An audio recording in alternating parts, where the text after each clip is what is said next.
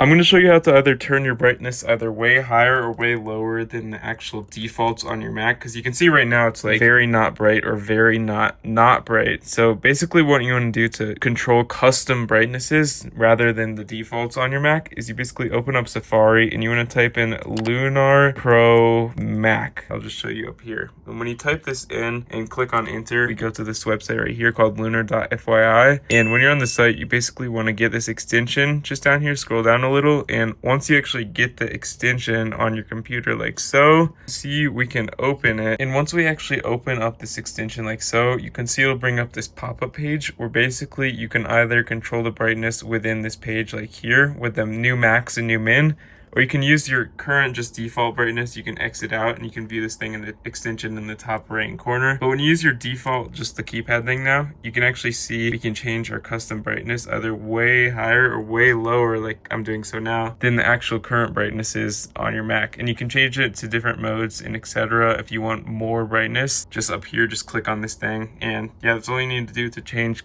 super custom max or min brightnesses just on your Mac. And